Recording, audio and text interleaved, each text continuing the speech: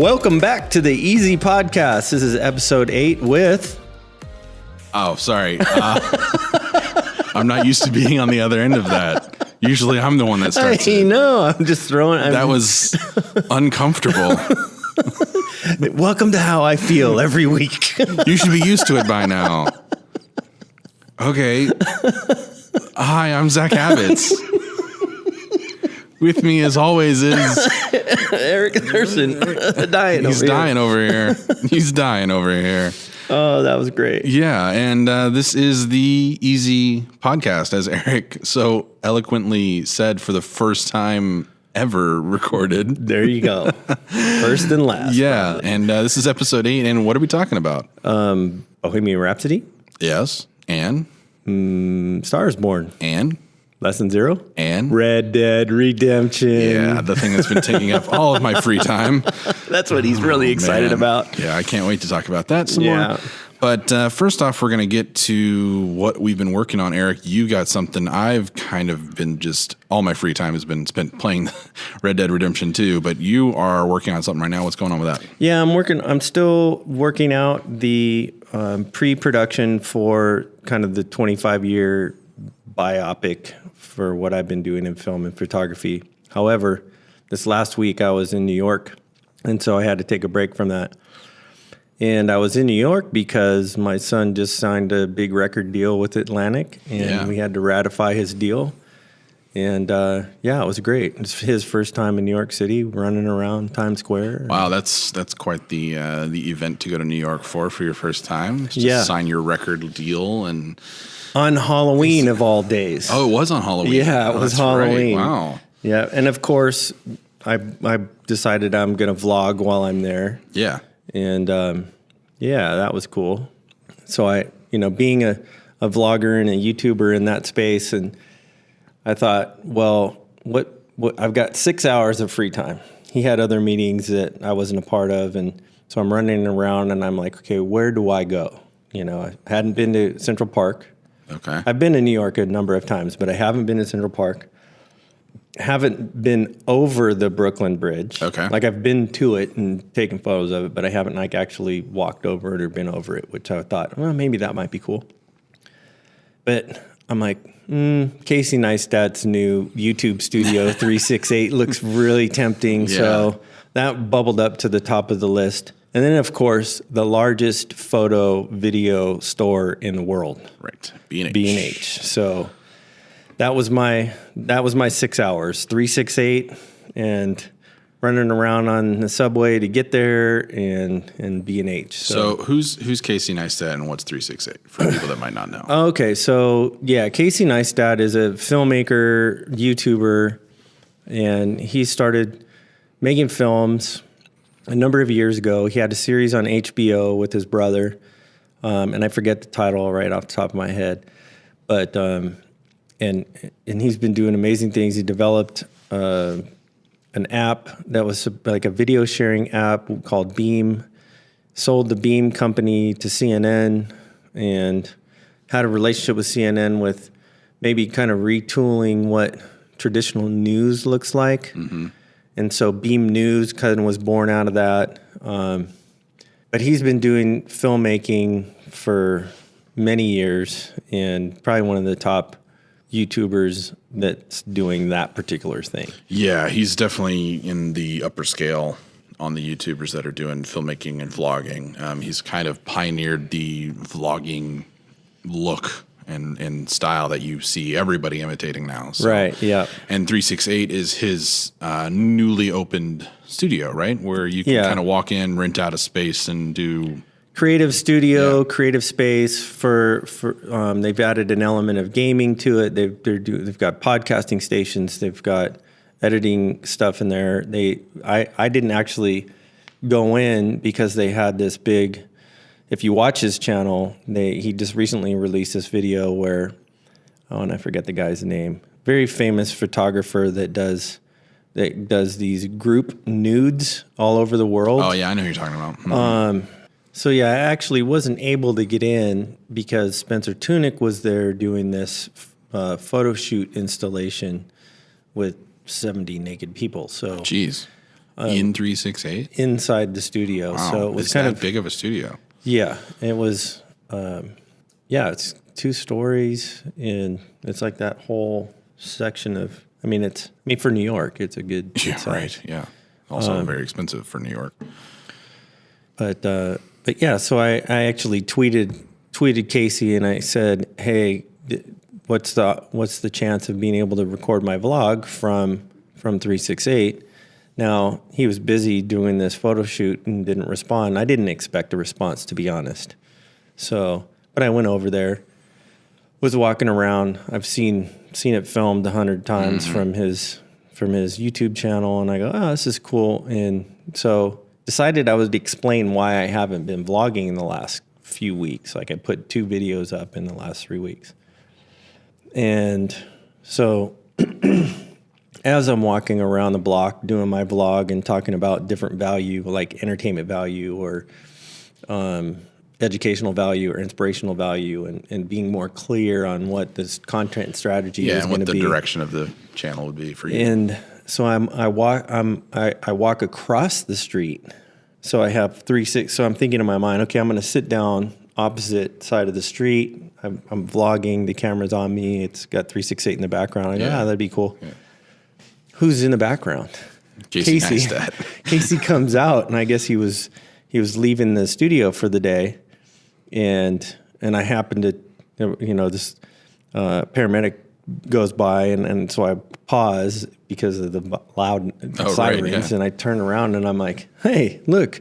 I'm just sitting here vlogging, and there's Casey." And so that was kind of a cool experience. Said hello. He waved back as he boosted board down the street, which was classic. I mean, that's another thing he's known for is riding his electric skateboard all over New York City. I'm glad you got the Casey Neistat full experience. Then. Yeah, that's pretty funny. But yeah, someday I'll someday I'll get the opportunity to film in there doing some kind of something or other. Yeah, it's really cool. There's a couple of places kind of like that in New York. I think in LA also, but YouTube studios, or I don't know if they call them YouTube studios, but there's some studios set up by YouTube that I think if you have a certain amount of subscribers or something, you can go in and use 10,000 and up. Yeah, but it's like Red cameras and stuff, and it costs nothing. Yeah, so you can go in there and grab some cameras and some gear and shoot stuff. And I don't think you can leave the premise, but.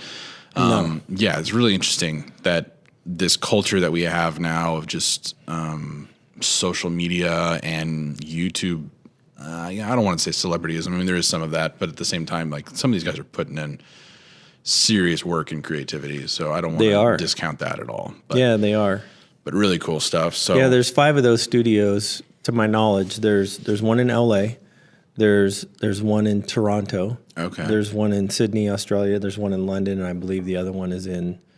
I'm not sure if it's New York or Berlin. I think it's New York. Yeah. But yeah, they might have one in Berlin too now. I mean, it's not like they're hurting for money to open up some of those. So yeah, but it is a cool place where if you're doing that thing and you're at that level because you're committed and you have to be able to get to those numbers. Having those resources is really cool. Yeah. So that's what you've been working on. I haven't been working on anything. What I did want to talk about, though, is there's this YouTube channel that I watch all the time, and it's these guys. They make pretty humorous kind of like video reviews of movies, and they're independent filmmakers, definitely independent filmmakers, in their own right. But if you're unfamiliar with them, they're called Red Letter Media. And they got really popular years ago for doing these Star Wars prequel video reviews, where they're just totally grilling the Star Wars prequels. But they've kind of ballooned into creating their own content and being one of the, I think probably one of the most viewed like movie review YouTubes, channels. What do you, I mean, I guess you call them? Yeah, they have almost 900,000 subscribers. So they're just shy of 1 million, which I'm sure they'll probably cross before the end of the year. Yeah. But these guys are hilarious. They're based out of Milwaukee. Oh, wow. Yeah, so they're not anywhere near like the actual industry or anything, but I think that makes it almost a little more interesting. For sure. Just kind of some average Joes that are, they're making stuff with what they have, but then they're also talking about movies, and their insight into a lot of stuff. They'll break down things really well, mostly from a story perspective, not so much a technical perspective, but it's just really interesting to hear kind of these guys talk about movies. And oftentimes I don't agree with them, but sometimes, most of the time I probably do, with kind of their viewpoints on certain movies. But yeah, I suggest checking those guys out. Definitely more adult than not adult. So there's your warning there for, PG-13 rating on that. But they're hilarious. Check them out. And Red Letter Media. Yeah, Red Letter Media. So I'll put that in the show notes. But yep. So what else you been doing or watching? Well, saw Bohemian Rhapsody, which we'll talk about in a second, but I've mostly been playing Red Dead Redemption 2. Shocker. Yeah. Let's see. I think he's been late all week to everything. Hey, I've been busy. Like, wait, really? Like, what's up? Like, what project you working on? Red Dead Redemption. Hey, I got to get out of here by 5 so I can be home by 5:30. Speaking of which, we got to cut this short. So if we could just get this wrapped up real quick. But yeah, Red Dead Redemption 2 has been taking up all of my free time, and the last game that I had that was like this, where I just could not stop playing it, was probably The Last of Us on PS4 or PS3, I guess, when it came out. Man, this game is it's so immersive. It's so fun and interesting, and Roger Ebert, rest in peace. He said that video games are not an art. Yeah, what? Yeah. Hang on. So he said this years and years ago, and he's now passed away. And I don't know if he ever changed his mind on that. I never looked into it, but it always seemed like an interesting statement. He considered music and art, like, paintings and stuff, and For film sure. obviously is art, but he had an issue with video games, something about, you having to participate, or you having to force the creativity or force the actions. He didn't think it was artistic. But this game, in I would say probably the last maybe 7-8 years of video games, absolutely, has just been this huge turning point, I think, in cinematic video gaming. Yeah, and which attributes to a lot of why gaming is eclipsing the movie industry when it comes to generating revenue. It's a multi-billion-dollar industry just on esports alone. Yeah. And that doesn't include the single player aspect of anything that, people are doing. I mean, Red Dead Redemption 2 right now it's all single player. There is no online component to it yet. I mean, that's going to come with an update from what I understand, but it's interesting. There's this world of these single player genre movies, or not movies, but games that play like movies. Red Dead Redemption 2 is one of them. Naughty Dog makes the Uncharted series games, and they also make the Last of Us series. And then there's The Witcher, even Fallout. Games like this, they're incredibly cinematic and engaging in their storytelling. And I think if we could find a way to make movies this hands-on from a viewer's perspective, I think it'd be really interesting. I don't think it should be the way that all movies go. I don't think, because Avatar came out and then every movie was 3D for the next 7 years. Right. I don't think that's the way it should go. But there's something that we haven't quite gotten right with VR and 360 as a medium that I think video games as their own still capture better than any of those sort of, because you're not limited in VR and 360. You're kind of on kind of like a track, kind of like one of those, like you're on a bit of a roller coaster, but you can't really decide for the most part where you want to go. Right. I'm not talking about playing Fallout and stuff through VR. That's a totally different thing. But those games weren't intended to be played that way. I think if we could figure out a way to maybe make an interesting movie that incorporates that somehow, where interactive. Yeah, some sort of an interactive movie. I mean, it'd be really interesting to see somebody do it right and do it well, and then still keeping that story intact. Yeah, because you think about when you're playing a video game, there's achievements that you acquire while you're playing, and so there's reinforcement while you're of whatever, if it's that dopamine hit or whatever it is that you're getting, like, yes, I leveled up, yes, I got that diamond sniper rifle, I got I got all these different achievements in that process, whereas and you're rewarded because of something that you did, participating in this environment, this I don't know what the right word is for that, but as opposed to where in a movie you're just going along, you're buckling in, and you're just going along for the ride. So it's somebody else's ride, not necessarily yours. Yeah, I mean, I think the emotions that you feel are your own, and it might be a little coerced into those emotions, which I'll get into with Bohemian Rhapsody in a little bit. But and I've got some things to say about Lesson Zero for sure. But I think it's just an interesting dynamic to think that games have come so far, and especially just in graphics. This is one of the most beautiful games I've ever seen. The vistas and the sunsets and the rainstorms and just environmental pieces. And anyways, it's really, really engaging. And I've been doing my best, Red Dead Redemption cowboy outlaw voice for the last 4 days. I'm pretty sure my wife's over it, but. We have to hear this. No, don't. Yeah, we have to. No, all right. Your wife's tired of it. We have not gotten tired of it yet. Yeah. So give me a sentence. Give me a sentence. Give me a sentence. Do you feel lucky, punk? Oh, come on! Don't give me that sentence. I can't live up to Clint Eastwood. Gosh, that's the first one that came to mind. How about this hot sauce is made in New York City? All right. Give me a second. This hot sauce is made in New York City. Wow. That was get a rope. That's awesome. I think you need to do the rest of the podcast in that voice. For those who haven't played Red Dead yet, the main character in it is this guy named Arthur Morgan, and he talks like this throughout everything that he's doing. And I've gotten pretty good at talking like it. So I found out the easiest way to do it is just add some grit to your voice, and then you extend your vowels quite a bit.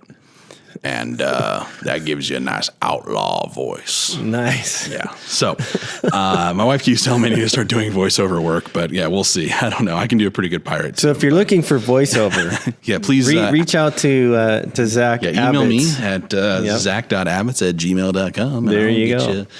I can do some Looney Tune voices probably. I don't know. See what I can get. But if you need a cowboy, hit me up. I'm ready for it.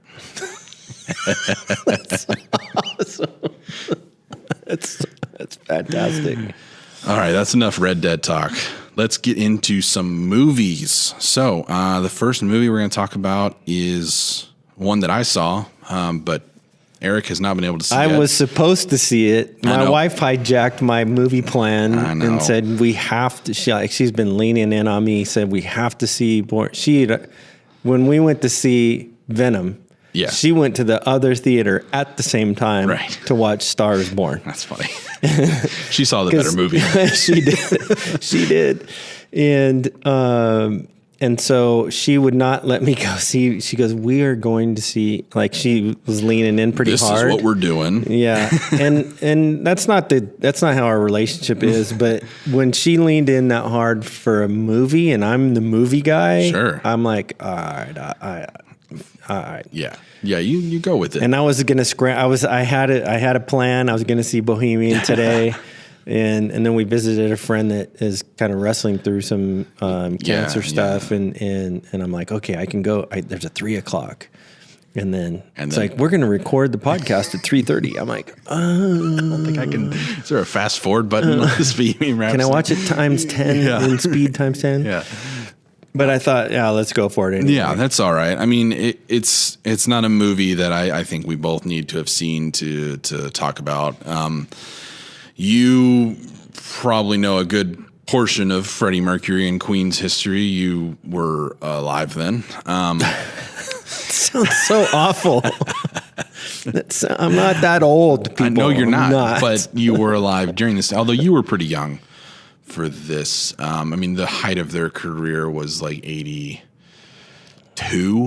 Mm-hmm. So you were what? I was 13 14. Yeah. So, yeah, it's not like, I mean, were you a Queen fan? I was. Yeah. Actually, I mean, going into that whole, I think at that time you had the birth of MTV. And so it made music more accessible to kids. Mm-hmm. I think kids heard their parents' music when they're riding around in the car. Right. Which is why a lot of kids hated their parents' music, because they're like, it doesn't resonate with me. Yeah, right.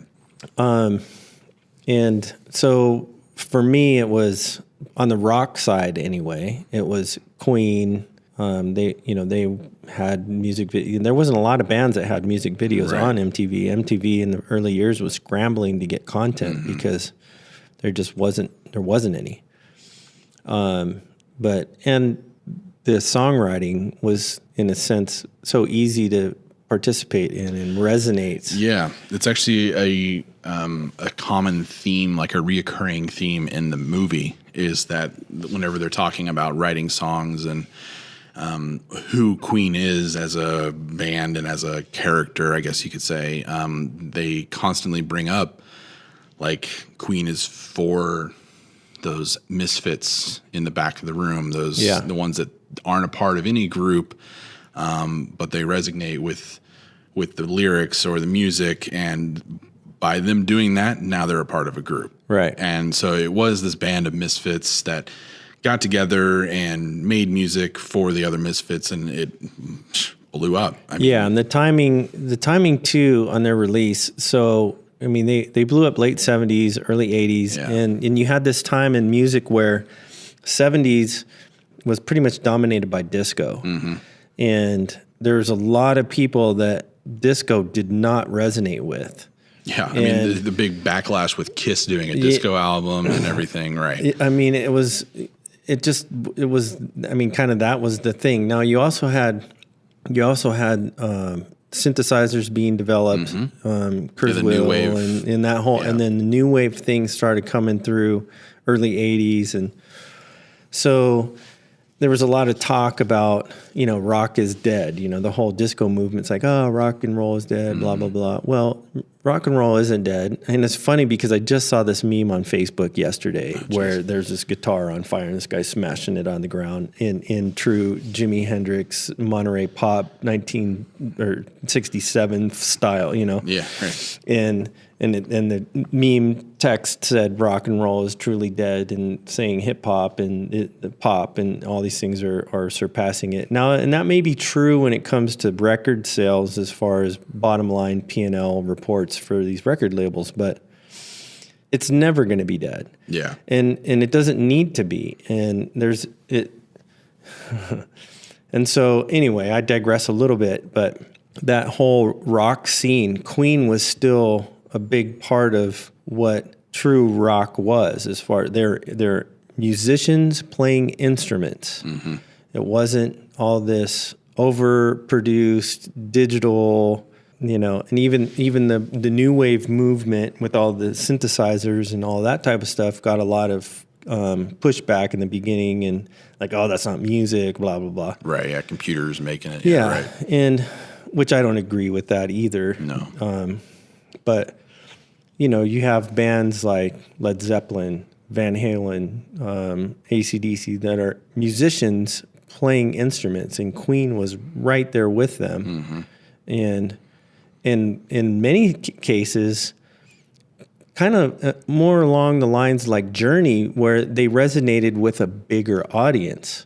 Yeah, I did register with a larger audience, it's interesting because I didn't grow up in this time with them being out there. So I think my first exposure to Queen was probably like a lot of people my age. It was watching, Wayne's World for the first time. Oh yeah. So that's probably my first time hearing them. And it's funny because Michael Myers is in this movie as he's a record executive or something. And There's a little joke in there. Oh, really? That kind of references the Wayne's World thing, but party on. Yeah, nobody says that, but it is pretty funny. But you know, I don't know how accurate this movie is. From a filmmaking standpoint, though, it was really interesting and kind of more from an editing perspective. The first half of the movie. To kind of give some backstory, Bryan Singer, who I will go on record as saying I think is a terrible person, but I won't get into that, is credited as the director of this film. And that has even after being let go in the process. Yeah, so there's a bunch of DGA rules, which is the Directors Guild of America rules that require once a movie gets to a certain point in production, the director has the option to have his name taken off of it or allow his name to be the accredited director. He did not leave. He was asked to leave. He was fired basically with only like a few weeks left in production. Right. And so this guy named Dexter Fletcher took over. I have no idea what part of this movie is reshoots or pickups from the Dexter Fletcher director. So the editing must have been pretty seamless then. Yeah, there's only one moment in it where it feels like, oh, this is kind of weird, where the tone and the first half of it's really pretty stylistic in the editing, and it's interesting and it's kind of poppy and it feels kind of unique in that regard. But then all of a sudden, it kind of takes this turn. And it's just kind of normal from there on out. And I don't know if that was from the get-go, that was the intention or what. But like kind of the buildup of Queen forming, which I found out is not at all accurate in the movie, but that's fine, whatever. You can take liberties with movies. I think to get an emotion or to hurry a story along, I think it's fine to take certain liberties with certain things. But there was a few things that were really kind of weird timeline-wise in this that I was like, well, this is a real band and these things really happened. It was strange for them to say that like, certain songs were recorded 3 years after they actually were recorded. And what was interesting though is the editing in the first half I actually really enjoyed, and I thought it was pretty great, and it was, like I said, it was interesting. But I don't know if this feels like a movie that was maybe changed in the edit. Not in a bad way. It's definitely cohesive and it makes sense, and it's not a cluster at all of a movie. That's cool. It never once didn't feel like the same movie, really, even though there is that kind of tonal shift there that I was like, actually, it was just like this is a visual moment where I remember thinking, this feels like somebody else took over, or this feels like the previous crew shot this. I couldn't tell which one it was, either, the replacement crew or not. But the overall movie is pretty good. I think the only issue I have with it from a storytelling perspective is it's pretty by the numbers. Oh yeah. It's a lot of like fill in the blank. Not fill in the blank, fill in the color, fill in the number, paint my number. Thank you. Jeez, gosh, brain, get there. But it was fine. I have a lot of respect for Queen as a band. I think they're one of those bands that was just so unique in their sound and in their way that they produce music that I have a connection with them in a lot of ways, a lot of similar ways that they portray in the movie. With their fans being misfits, and that's kind of the whole push and it's the whole thing of why they got together in the first place. But I thought that the rest of the movie could have been more interesting, taken more liberties in the edit. But what I mean by being sculpted in the edit is there's never, at least from what I can recall, there's never like a moment where they say verbally, like no character says the year or anything. They just do it with title cards. And those title cards don't always match up to when those moments happened in time, in actual time. So I think there's something like "We Will Rock You" they say is being recorded in like 1980, but I think it was recorded in like 77 or something like that. In reality. So it's just little things like that where it felt like maybe they were sculpting moments for the benefit of the story and the emotion instead of actually going off what really happened in the world, because life isn't always very interesting. So sometimes you gotta, at least in a biopic, you gotta change things a certain way to maybe convey a certain emotion, which we mentioned earlier about stories being sculpted in a way to force an emotion or force some sort of a reaction from you. Right. There's definitely the last 35 minutes of this movie are nothing but forced emotion for the audience. Like for me, my wife and I are, and just everybody in the theater. The theater was packed, which I was really surprised to see, but it was kind of cool to see that there was an audience for this band still that hasn't really been doing anything for almost 30 years. You know, Freddie Mercury died in 91, 92, maybe, I think it was 91, but it's just really interesting to see the theater full, which was cool. But the last 30 minutes of it is nothing but like imagery and story that is doing nothing but forcing you to just cry. You know, it's not so much like it's because Freddie dies like 2/3 of the way through or 3/4 of the way through. No, he doesn't. He doesn't. Spoiler alert for. Oh yeah, sorry. Spoiler. Freddie Mercury is a real human being that died in 1992. Yeah. Early 90s, I'll say, because I can't remember exactly. But anyways, the movie doesn't go that far. It ends at Live Aid. Oh, okay. Which is 84. Yeah, 84, 85. Maybe 85. 85. Okay. July of 85. And I remember because I wanted to go to that and my parents said no. Because it was in London and Chicago was the other and I was place, too young. I can't remember. Anyways, Milwaukee young. Maybe it was. I can't remember. But yeah, it wasn't in like LA or anything, which I didn't realize. It was kind of an interesting location for it. Wembley Stadium in London and then JFK Stadium in Philadelphia. Philadelphia, that's right. So, I could have made it to Philadelphia. Yeah, I was that and the US Festival in '82 was the other one that I was like, In Excess, U2. I mean, there were so many epic bands that I'm like, I have to go to this. So and parents looked at me cross-eyed like, no. Anyway, funny side note, history note, little gag here is the guy that announced the lineup for Live Aid didn't actually have any of the bands for sure booked. Well, and that was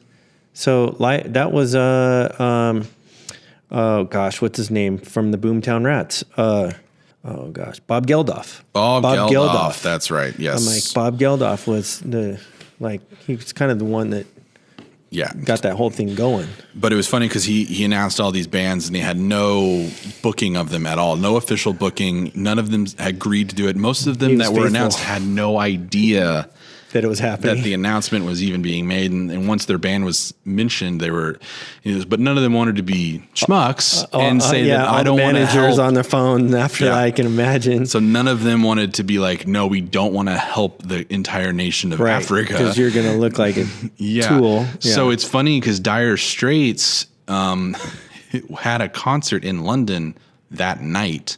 So they actually played 2 concerts that day. Oh, wow. Yeah, because they didn't want to back out of the Live Aid and then go and play their own short concert. Set, I'm sure. Well, each band had 20 minutes to play. Oh, okay. So probably 3 songs. The last 4 maybe. The last 20 minutes of this movie, spoiler alert, if you don't want to know, but it's already happened. It's a real thing. The last 20 minutes is the concert. Oh, it's so the Live Aid concert. It's Live Aid it footage. Ends with that. Well, no, it's a complete recreation of the Live Aid concert. Are you kidding me? Yeah. Wow. It's actually really interesting. So there's some unique technical things that they do. There's like this drone shot that comes from outside Wembley Stadium. It's all CGI, but still, it's really interesting. It comes from outside Wembley Stadium and then swoops down into Wembley Stadium, goes over all the crowd and everything, and then ends on Freddie and Queen on stage playing. And it's this really cool moment, technically, that's really interesting. But going back to what I was talking about forced emotion and stuff, is leading up to this, you just come from this like doctor moment where Freddie goes and meets with a doctor and then finds out that he's got AIDS, which I come to find out doing some research on it that he wasn't confirmed positive until 2 years after Live Aid. So it's this whole the timing forced off, thing about getting the emotion out of there. And then also the movie. So are they cutting, let me ask you this, are they cutting that scene in where he visits the doctor with the underscore of them on stage? No. So it's its own scene beforehand, and it's actually kind of cut in with Who Wants to Live Forever. Oh, wow. From Highlander. Yeah. And also, what's the album that, I can't remember what the album it comes from. But anyways, that album came out after Live Aid. Right. Too, but whatever, it's the soundtrack. They're not actually playing it, so it's fine. But yeah, it was really interesting because you have this kind of build up, where he fires his lover / agent and then that agent goes and has a moment where he actually like outs Freddie Mercury and all this stuff. And then he goes and he gets tested and then the movie is found out positive. And but anyways, it didn't actually happen for a couple more years. It doesn't matter. The story's there. Yeah. I mean, it's not, if you wanted an exact replication. Yes, it's not a documentary. Go watch a documentary. Yeah. It's not a documentary. This is a there's certain liberties feature, that you can take. Now, if all of a sudden it was like Freddie Mercury grew wings and flew away from Live Aid, like then I'd have an issue with it. But you're trying to convey an emotion and then it becomes story, a fantasy, right? So, but the last 20 minutes of this movie are a recreation of the 20-minute set that they had at Live Aid, and it's really pretty cool. And then it ends with the title card saying, Freddie Mercury died in 1991. Yeah. But the way that it's built up is lots of shots of people's faces, lots of emotional shots of people's faces playing this Live Aid, and it made it come across like he was. Like, how is Freddie playing with AIDS and all this stuff? And it was just, it did feel a little forced. It got me. I'm not going to say it didn't work. But looking back at it retrospectively, it's a forced emotional moment. But maybe that's I guess that's good storytelling. If it got you, then yes, it's good storytelling, especially for somebody of your background and experience, because you're well versed on crafting those stories in filmmaking. And it's funny that you talk about this forced emotion in Bohemian Rhapsody, because Star Is Born has the same thing. If you haven't seen Star Is Born, it's been out for a number of weeks now, so spoilery alert. And also, it was made 30 years ago for the first time. Yeah. However, Bradley Cooper's directorial debut, which is amazing. But talking about the kind of the forced emotion, towards the end, Bradley Cooper's character is committed suicide, and there's like this memorial show that they put on, and for me, I'm like identifying all the locations. I'm like, oh, that's the Shrine Auditorium. Oh, that's at Greek Theater. Oh, and I'm which my wife kind of got annoyed by. Oh, you're saying it's in the theater? Yeah, I'm like, oh, that's the Greek, and because it was like there were 3 rows that were empty. Listeners, please don't talk during the movie. She does it to me all the time. So don't. Just stop. It's payback. Just don't do it. But if you're the theater yourself, go for it. So there's an end scene where Lady Gaga's character, and she was phenomenal. Yeah, that's what I mean. Her acting in this, if she doesn't get a nod, then I'm concerned, because she did such an amazing job. It was you just got drew into her emotion. But she's at this memorial where all these people are, and she's singing this song that he had written to her right before he had committed suicide, and then so there's this kind of emotional wrestling getting through, and then towards the end of the song, I mean, most of it is her singing the song, and they're taking like these creative shots, in the live space, and then they cut to this previous scene where he's working on the song on the piano with her there, and she's crying. I mean, it was like, let me just punch you right in the feels, like right now. Yeah, we're going on fields trip.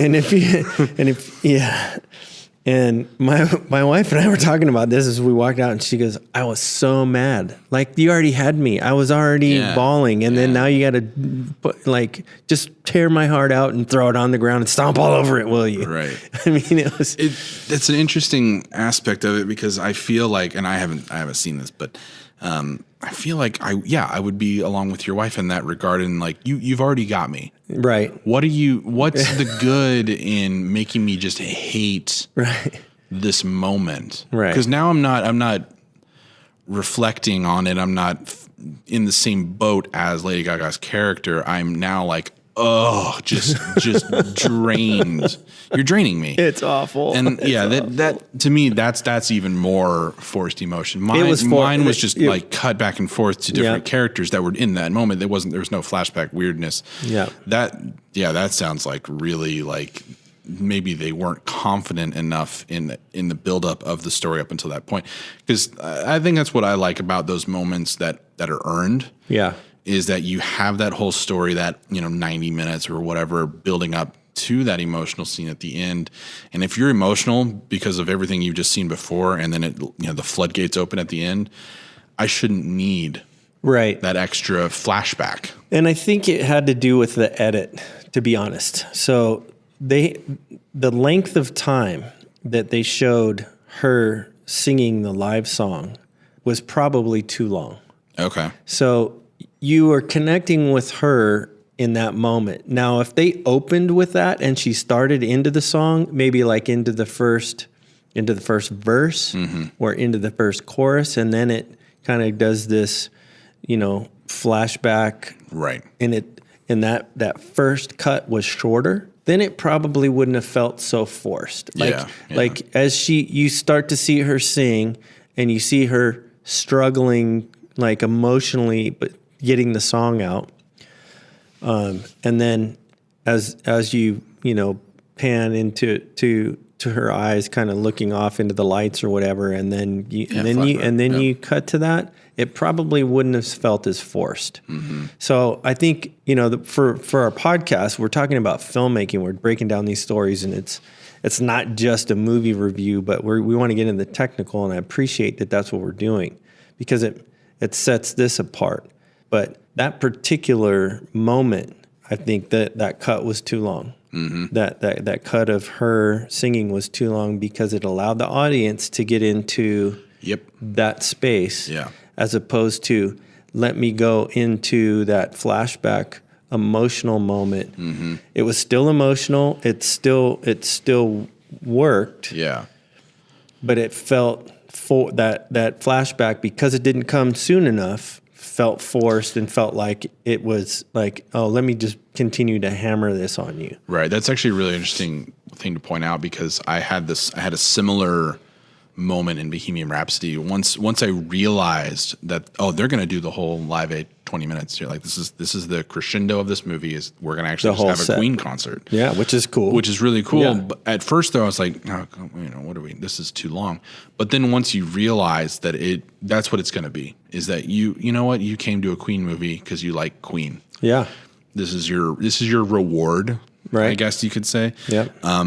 But I'm trying to think, like, if they would have gotten through the first 2.5 songs and then went into a flashback like that, I would have been pissed. Right. Because now you're leading my hand instead of letting me be a spectator in this real moment that actually happened. Yeah. Now you're forcing me to have a moment that you wanted me to have. And I don't know. I don't know if I'm explaining that correctly, but yeah, no, absolutely. And that's hence the question that I asked is if you had that doctor visit flashback moment that started before the concert piece, but you have the underscore of maybe the first half of the song, of the first song or whatever, which would tie. Really. It would feel like it.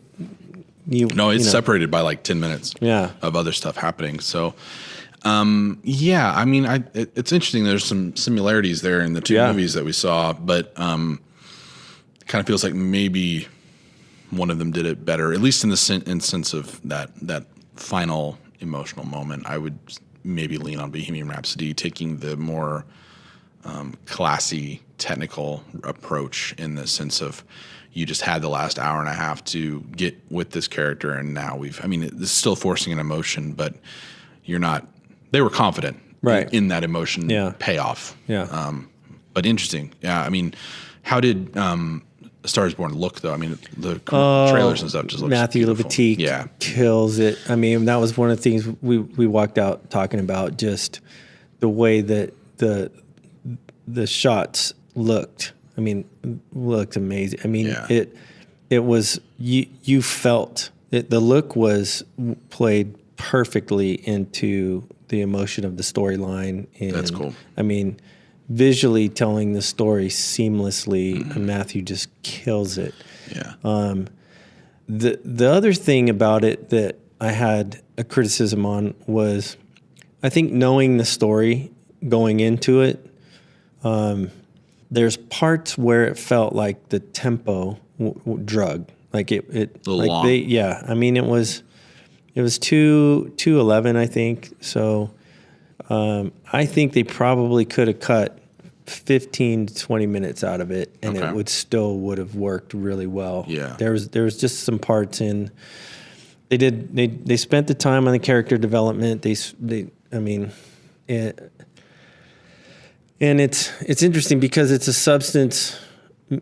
Substance abuse takes a big portion of. I mean, that's a big subject matter in this particular movie, right? As well as, last week I saw A Beautiful Boy, and which again, center stage, substance abuse.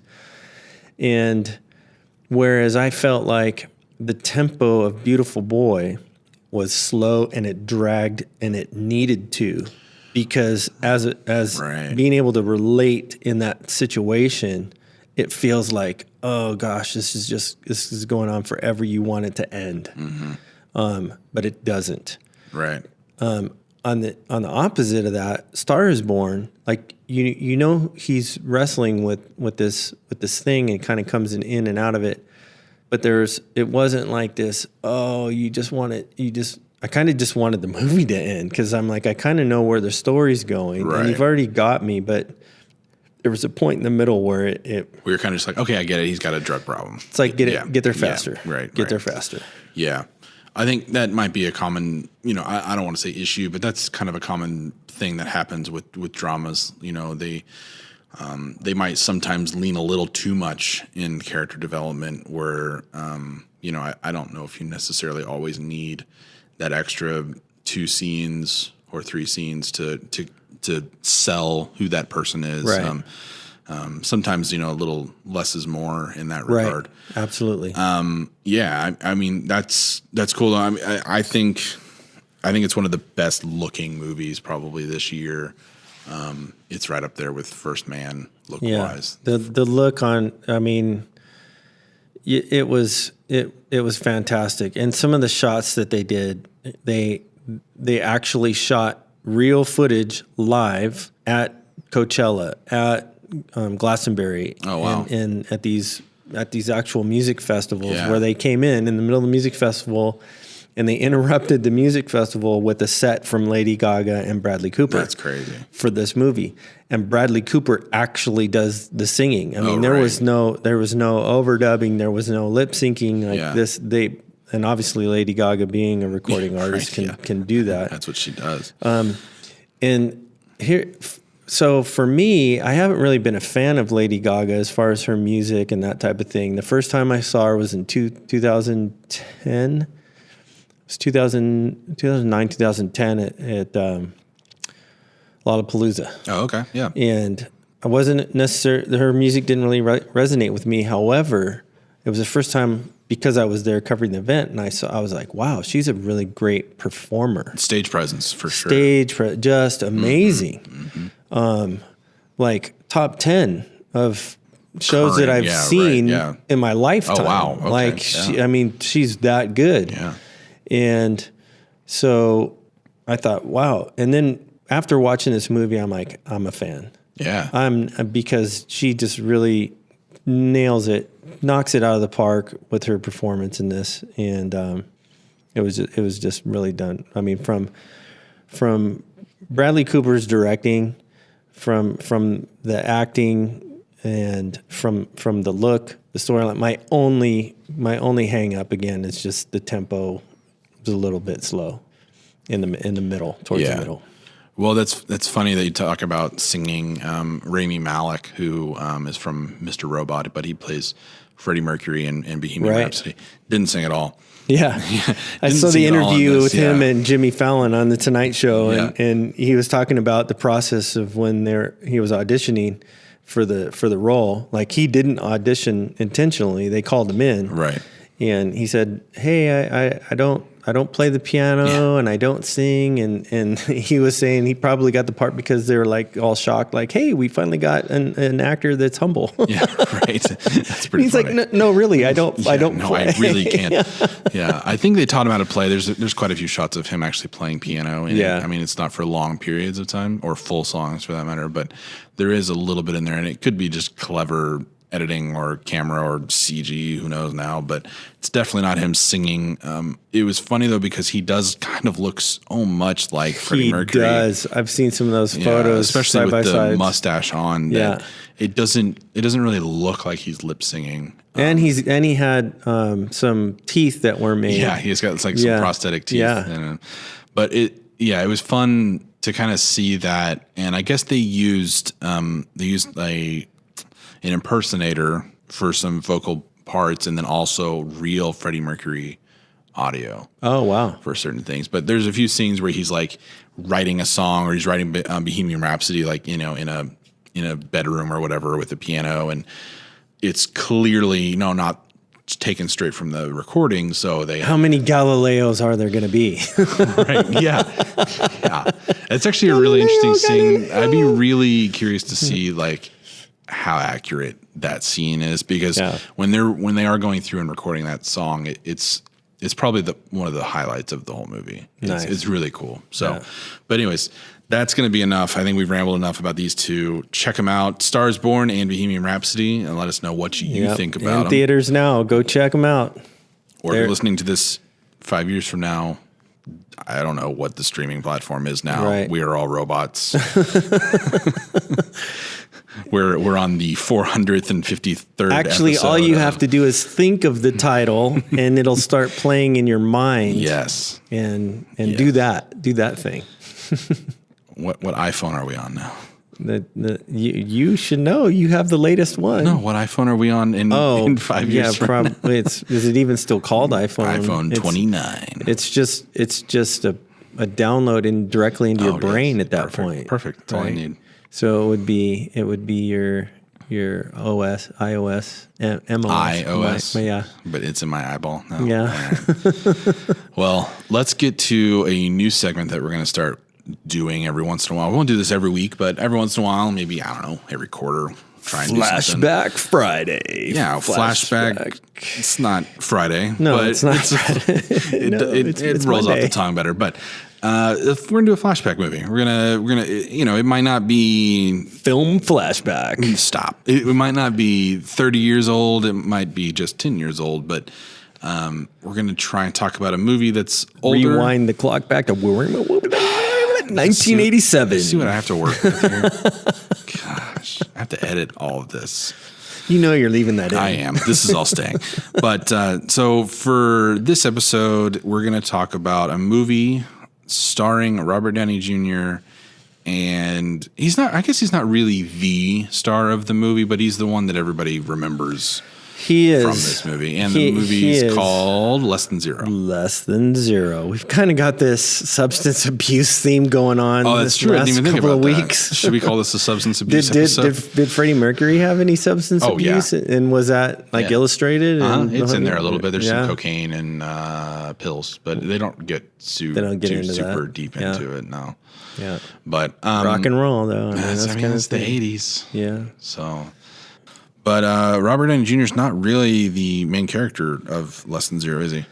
No, he isn't. Andrew McCarthy is actually pretty much the main character, and along with, it's kind of the story of these three kids post high school graduation. Andrew McCarthy plays Clay. He plays Clay. Yes. Yeah, he plays Clay. I should know. I just watched it again last night. Yeah, it's been about 5 years since I've watched it. Okay. This was a movie that I think it was back when I didn't only have Netflix and Hulu. I had like Encore and Stars and stuff like this, and like digital on demand. Is that what they called it? So I was like, well, this looks interesting. This is an 80s movie with Robert Downey Jr. I'll check it out. Yeah. And it was this movie. Yeah. And so McCarthy plays this character Clay along with Jamie Gertz, who plays his girlfriend Blair. Yep. And Mr. Ultron himself. And James Spader plays Rip, who's the drug dealer. Yeah. And he's pretty great in this. He is. It's funny because you think a drug dealer, right? You think like this shady, ominous character. And he's not. I mean, there's a bit of shade to him, obviously, because he's doing stuff that's illegal, but he's very polished. Like he looks just like everybody else. Yeah. His hair slicked back, and he's got the oversized, not Letterman, but blazer jacket. And I mean, well, that was the whole. I mean, the big shoulder pads, and that. I mean, that was the whole scene. And so for me, watching this again, some 30 years later, 31 to be exact, the first thing I notice is the film quality. What did you watch it on? It's only available now on Stars. So through Amazon Prime. Oh, okay. If you have a Stars subscription, okay, it's only on Stars. It's not anywhere else. Is it HD? It's not HD. Oh man, weird. It's almost like you're watching it 30 years ago. And so, but and I don't know if there's in the transition process to digitizing it, I don't know what they went through, but there's all kinds of specs in film dirt and grain. Oh, so they didn't restore it. It wasn't a digital straight. Yeah, it's like a straight negative. It wasn't a remaster. Yeah. So, which to some degree was kind of cool because it actually felt like it was when you originally watched it. Sorry, I'm moving the mic. Here's an interesting tidbit that I didn't know that I found out. Brad Pitt is in Less Than Zero. Brad Pitt is an extra playing a party goer. Really? In a couple of the scenes, like he's this party goer, and then there's this fight scene where Clay and Rip, which is Andrew's character and James Spader's character, they have this fight, kind of over him leaving Robert Downey Jr.'s character alone in this whole thing. But So he's just in the background of that fight? He's just an extra. Wow. Brad Pitt's an extra in this movie. It's like, whoa, wait a minute. Hang on. He's not even credited. I'm looking on IMDb right now. He is. It's in there. Partygoer / uncredited. Preppy kid at fight. Yes. That was his title. That was it. He had another one in 87 called Hunk. He was in a movie called Hunk. I don't know what this is. Boy at the Beach. Yeah. And then the first thing that I ever remember seeing him in, Freddy's Nightmares, but that was a TV show. But the first, I guess movie was Across the Tracks with Brad Pitt that I saw. It was like this running, I think it was it might have been made for TV. I can't remember. And then he's in Thelma and Louise. And that's like his first Brad Pitt. He's the one that, I can't remember which one's Thelma and which one's Louise, but they meet up, they find him. They're Thelma and Louise is a big road trip movie, and they're somewhere and they find him, and he's kind of like long haired, shaggy, and I think one of them sleeps with him or something. I can't remember, but he's in it for I don't know, maybe 10 minutes. Yeah. That's funny though. Yeah, that was funny. I was 87. Like, what? Man. Yeah. But the soundtrack, I mean, it was like basically just a flashback for me to 30 years ago. I mean, I graduated I graduated in 87, went through, and at the same time, I was in that same life space. And I think that's part of why I'm such a fan of Robert Downey Jr., because I could relate to him. Now, I didn't rack up a $50,000 drug debt in the movie. And probably in real life as well. As he did, and as well as I didn't prostitute myself out to pay back that debt either. Right. Yeah. You know. But that summer was a very dark summer for me, and it's like life imitating art. Yeah. My life imitated that art big time. All right, let's give a quick breakdown before we get into this about what is Less Than Zero. Like give me the synopsis here. I mean, you don't have to be verbatim, but just from what you just watched 2 days ago or whatever, what is the storyline of Less Than Zero? Well, the storyline is that there's these three friends, these two guys and a girl. They've gone through high school together. They've gone through all these great experiences together, and they were like the three amigos. Yeah. Jamie's character was dating Andrew's character, and Robert's character was kind of the third wheel, but they were still the Three Musketeers. Yeah. And as they graduate, they go on to do different things. Andrew goes off to college somewhere in the East Coast, and they're all very they come from these very wealthy families. So yeah, it's definitely affluent. It's set against this very affluent white collar America. Particularly Los Angeles. Beverly Hills, that whole kind of vibe. Yeah, and Jamie's character she's afraid about taking the next step and go. She was not sure she wants to go to college. She's trying to do the modeling thing. Julian, which is Robert's character, he's trying to get into the nightclub scene and doing some investments that didn't really go. And, as he's facing these failures, he's partying a lot. Mm-hmm. Substance becomes a problem. Substance is a problem for Jamie's character, though she seems to be managing it better than Robert does. Right. Or Julian. But it's an interesting coming of age movie. Yeah. But it's in that later part of life. You get a lot of coming of age movies where it's kids. Yeah. And then they have this event that happens and it changes them and makes them grow up really quick. But this movie is definitely a lot about three people that thought they had it all figured out, and then all of a sudden life hits them when they were not expecting it at all. Right. They didn't know how to deal with. Yeah. I mean, Jamie's character doesn't know how to deal with the fear and the transition, and she wants to go back to the way it used to be, which she can't because when Clay, Andrew's character, is away, her and Julian, Robert Downey's character, they hook up, and misery loves company. Mm-hmm. And they got real intimate, and so it's this weird kind of breakdown relationally that happens, as well as the physical breakdown of the addiction and kind of that process, and all juxtaposed against this very wealthy, well-to-do upper echelon that you don't see the dark underbelly of usually. But interesting side note, I guess they did a pilot TV show for this. Yes. Yeah. And I guess it's from this year. So I'll be curious to see if that goes anywhere. I don't know if I'd want to watch a TV show about this. It'd be so depressing. It'd be hard to watch. It was hard to watch. I mean, I think, so spoiler alert for a 31-year-old movie.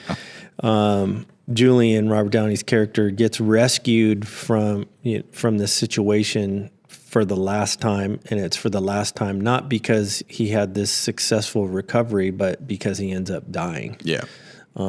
He relapsed. He actually goes to James Spader's character Rip and was like, "Hey, I'm done. I'm going to get clean. I'm going to do this thing." And you really feel like, yeah, man, you want to cheer him on. You're like, okay, you can do this. And they totally draw him back in. He gets sucked back into it. But yeah, it wasn't for me. I think because I lived through that era and all the music that they had in it was just this great. Rick Rubin was the music director on this, so he's pulled in a lot of great relevant music into the film, and which I think a lot of those '80s movies did a really great job of, having that pop culture connection with current music and stuff to that effect. Which, I mean, the John Hughes films definitely crushed that in that space. Yeah, they're the king of those. Though a lot of times people think this might have been a John Hughes film, it wasn't. Just because of the actors that were. Yeah, it does have that feel of it also. Very, very slice of life real. Yeah. With some pretty dry, straight humor as well. Yeah. Technically, like the technicality of this movie, I don't remember anything sticking out to me like being overly incredible. It wasn't, and that's funny because now I'm watching it 30 years later, and I'm looking at, they have this opening scene, which it's this crane shot where they're up over the street and the cab is coming down. They've got this really wide street shot with the palm trees and everything, and the cab is coming down the street, and then it kind of pans down.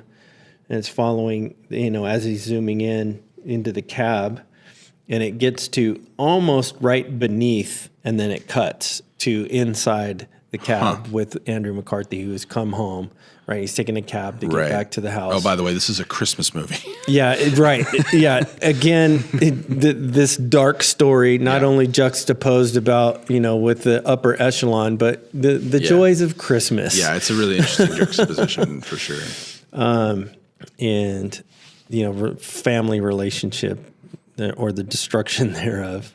But just watching the edits and the cuts were interesting. There's a part where,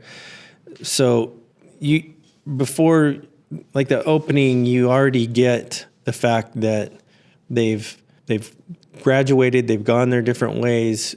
Jamie's character's already slept with Robert's character, and she calls, and he's out, he's away from wherever and listens to and that's the thing. The phone call wasn't on a cell phone. It was on a landline phone. Oh, right. I mean, the tech is 30-year-old tech in this film.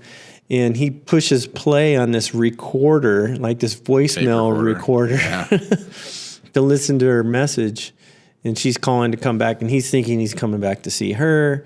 She's calling to get him to come help with Julian. And but there's a scene where there's these cut scenes as he's sitting on the edge of the bed that cuts back to them, and it cuts back to him walking in on them, and it cuts back to these, and it's an interesting use of color and black and white.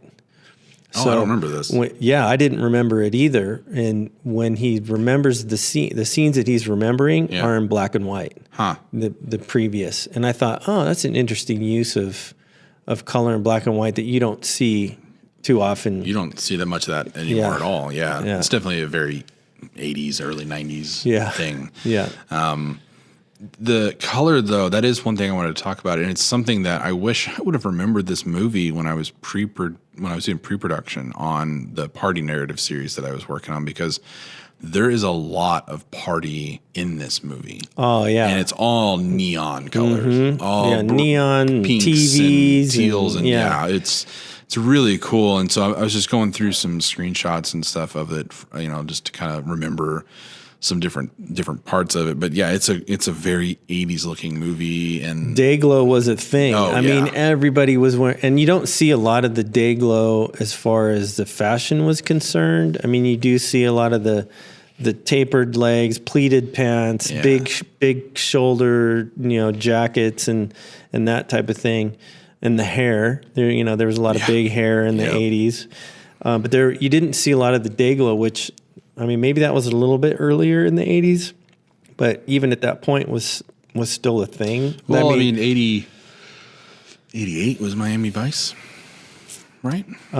Actually, even Was it earlier? Yeah, it was a little earlier because I was still living at home at that point. So yeah, 84, it's 85. funny though, because Dayglow, that's what it was called then, but I think they call it like Outrun now. Like that's the title. Yeah. They call it all that 80s vibe, like Outrun or synthwave or something like that now. But that's the type of music too. But it's funny though, because when we were doing pre-production and I was doing pre-production on this narrative series, I was constantly going to 80s movies for reference for music and visuals. And there's a movie that's not in the 80s, but it kind of has like an 80s vibe to it. It's this horror movie called The Guest, and it's a really unique looking movie in the sense of when it came out, it was really unique. Now a lot of movies have come out where they have that kind of retro 80s nostalgic look to them, but this movie, it's a horror movie, so you're warned there. But check it out; it's a really great looking movie. But a lot of bright colors in the party scenes and a lot of synthwave, retro music thrown in there too. So it's actually where I heard this band called Survive for the first time, and then Survive went on to go and do all the music for Stranger Things. Oh, the yeah. The TV show. So, yeah.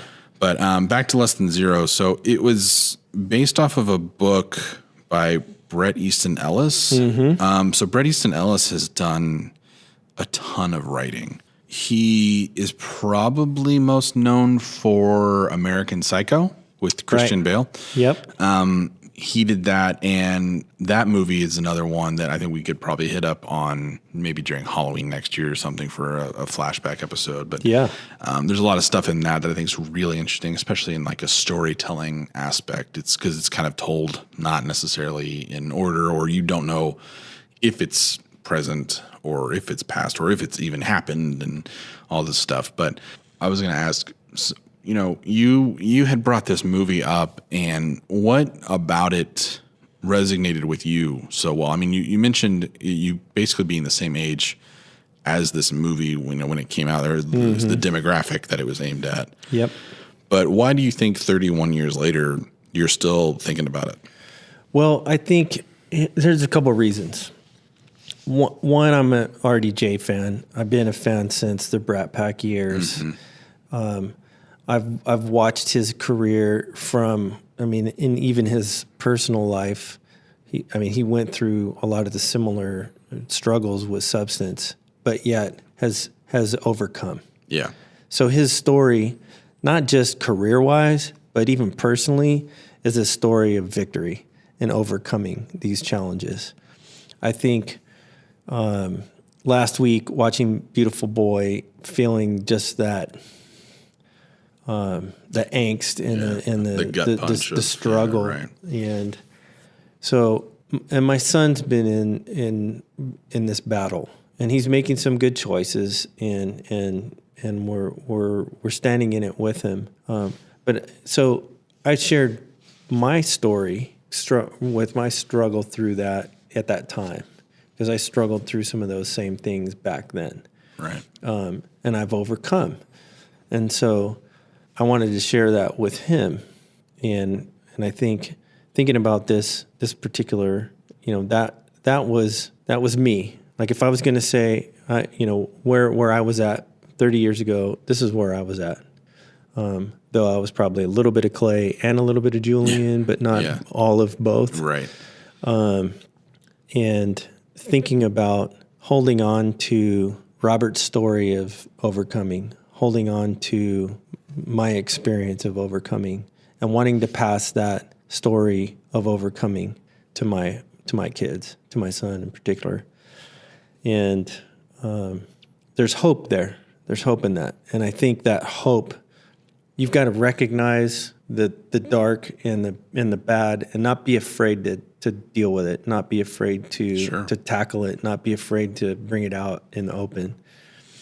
Because and I think that's what some of these movies do, some of this art. And I mean, we see it in Star is Born, we see it in Bohemian Rhapsody, we see it in these other films, and it's real.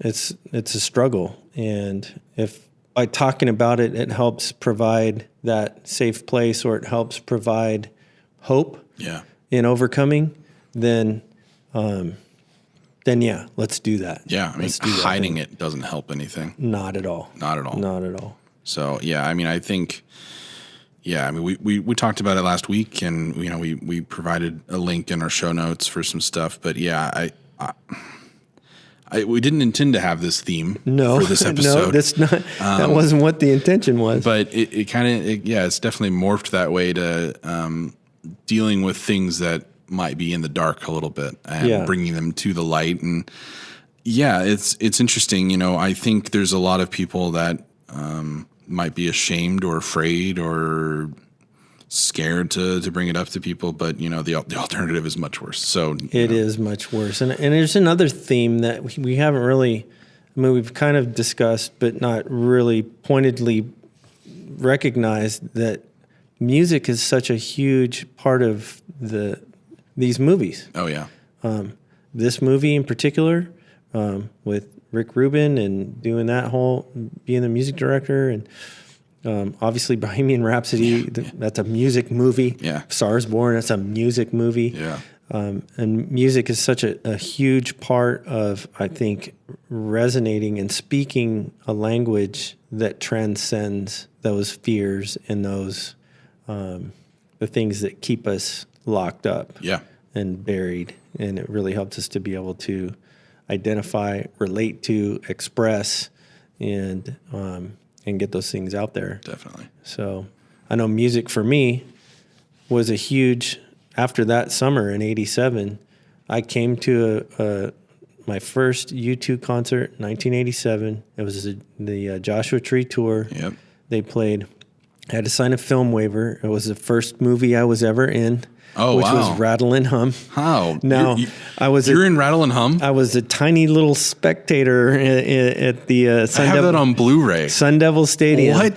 So if you now you can't see me because it's a helicopter shot over the stadium. Yeah. But when there's a helicopter shot in Rattle and Hum where they're circling around the stadium, above the stadium, and near the top of the stadium, there's 4 guys holding this big white sheet that has U2 painted on it. Painted on it? Okay. That was us. What? That was us. All right, I'm going to have to look back because I have it in HD like Blu-ray now. So it's like a I can probably quick see clip. It. You can probably see it. But that was kind of really for me personally. Now it's becoming this personal. Yeah, it's fine though. Movies are personal. And for me, that concert, that weekend was really the weekend that I realized that there was more hope in life than the trajectory that I was on, which was a lot like Julian's trajectory. Wow.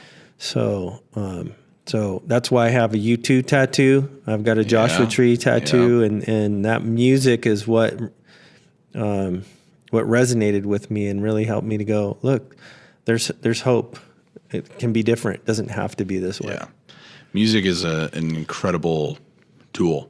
Yeah. Especially for filmmakers. I think sound especially is something that maybe some filmmakers don't pay enough attention to. But music, the episode 2 just released for that narrative series I was working on. And there's a moment in there where the music works with the visuals and the narration so well that it just gives me goosebumps every time I've seen it. I've seen it like 10 times now. But every time I just have a little party inside my head because it just worked so well. Yeah, awesome. And yeah, music, man, we're going to have an episode where we just talk about music in movies and when they work. And when it doesn't. And when it doesn't too. Yeah. There's certain composers that are out there that I think are just unforgettable. Yep. And they sell the movie. I don't think you would remember the movie the same way if you didn't have that music by some of those people. John Williams. It's just Star Wars, everything. Yeah. Star Wars wouldn't be Star Wars without John Williams. It wouldn't. It wouldn't. It wouldn't. So, speaking of John Williams, it's funny because Bohemian Rhapsody was 20th Century Fox, and the 20th Century Fox fanfare was originally made by John Williams. Well, they queenify it. Which is hilarious because Less Than Zero is a 20th Century Fox film with that same. Stars Born also? That's a good question. I think it might have been New Line. MGM. MGM. And Warner Brothers. Yeah. Yep. But yeah, it was funny to hear that fanfare be, played with kind of they may have actually gotten Brian May to do it. I don't know. I hope I'm saying his last. I'm pretty sure it's Brian May, right? Yeah. That's so they played that fanfare on the guitar. Yeah, it's like it sounds like a Queen. I mean, it was pretty incredible. Can you do that again? No. But You should have seen his air guitar. It was fantastic. We'll do a music episode for sure, because it's such a big part of just the filmmaking experience. It really is. Yeah. So and it's funny you talk about sound and audio and that whole thing. I can sit through a movie where the visual quality may be lacking if the audio is crisp and clean. Yeah. If the audio is trash, I'm out. and it's got this most beautiful, amazing looking picture, I'm done. Yeah. I can't do it. Yeah. It's something that everybody needs to pay more attention to. Yeah. Clean audio, decent audio, interesting audio, and audio that matches your story that you're trying to tell. And I can't wait to see this second episode of the party. Yeah, it's turned out really well. So, anything else you want to say about Less Than Zero? If you haven't seen it and you have a Prime account with Stars, take a watch. Go to a used DVD store and try and find a copy somewhere. In the $1.99 bin, it's probably there. I can't believe it's not on Blu-ray. Yeah. So check out those movies, guys. Bohemian Rhapsody, it's pretty good. Stars Born will get some Oscar nods. I guarantee it. It sounds like it will. Yep. And then Less Than Zero, find it somewhere and check it out. It's really good, even given the time that it was made. But some movies that are coming out soon that I'm interested in this week is going to be Overlord, which was going to be a Cloverfield movie, but then they decided against it. Produced by J.J. Abrams. It's a pretty gory looking horror movie, but I haven't seen one of those in a while, so I'm interested. But then after that, because there wasn't enough gore in Halloween for you. Not for me. No, it's nothing. Halloween was nothing. Come on. But Fantastic Beasts is after that. I saw the first one. I really enjoyed it. From what I hear, this one seems to be even more fantastic. I like what I did there. I'm going to keep it. Girl in the Spider's Web. Yeah, so this is the non-David Fincher sequel to Girl with a Dragon Tattoo. Mm-hmm. Claire Foy is the girl in it, and she was in The Crown on Netflix. She's great in that. She plays the queen. And then she's in First Man that I saw this year, and she's great in that too. She plays his wife. That's what's coming out soon that I'm excited for, and that we'll probably do some episodes on. We don't have a set episode for next week, but hey, if you guys have an idea that you'd like us to discuss for either Flashback or for Osmosis or for what we're watching, we'd love to hear about it. Tweet at us at The Easy Podcast. Or comment on our Instagram post. Comment on the IG. I'm on Instagram more than anything else, that's for sure. So, but yeah, I'd be really curious to see, what other Robert Downey Jr. movies are you guys into, or what 80s vibe movies do you like? Oh, we're going to do a whole John Hughes series. Oh, we are for sure. Yeah, we might have to do it in December, because there's one of, if not two of the best John Hughes movies take place in December, Christmas time. So, I think that'd be awesome. St. Elmo's Fire. Is that Christmas time? I think so. I was thinking of Home Alone. Oh, yeah. Well, yeah. That's a classic. Yeah, it is. Yeah. But I think that's going to be it for this episode, guys. So thanks for listening, and we will check you out next time. Hit us up on Instagram at The Easy Podcast, Twitter, same handle at Easy Podcast. And we're on YouTube at The Easy Podcast Show. We'll have some creative elements up there, hopefully in the next couple months or so.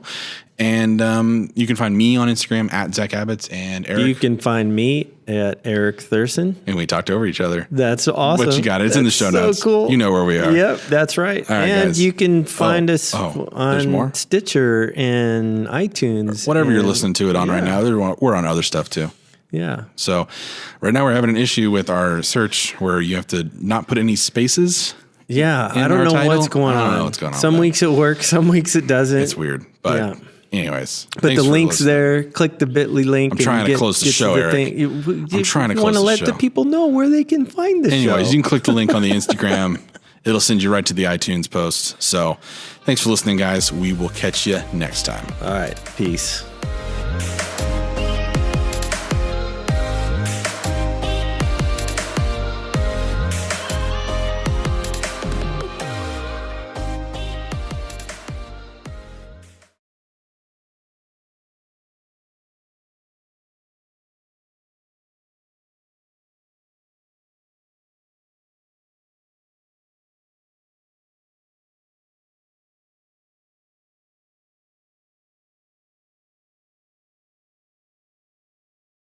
I'm going to do my Arthur Morgan voice again. Thanks for hanging on past the end of the show. This is just for you. So, Eric, what kind of movies do you want to talk about? Well, I don't know. I think we should tell the audience to get out of here because this is our movie. If you cannot handle Arnold, then you should get to the chopper. What's a chopper? I'm from the Old West. I don't know what a chopper is. Is that like for cutting wood?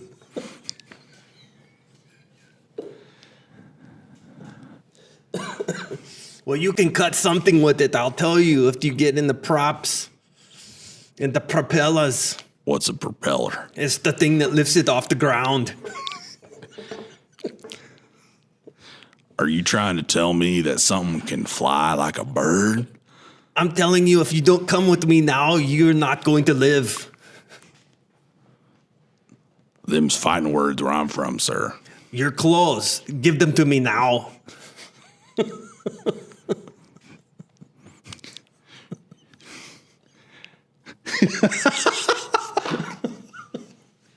You just went from the Predator to the Terminator, sir.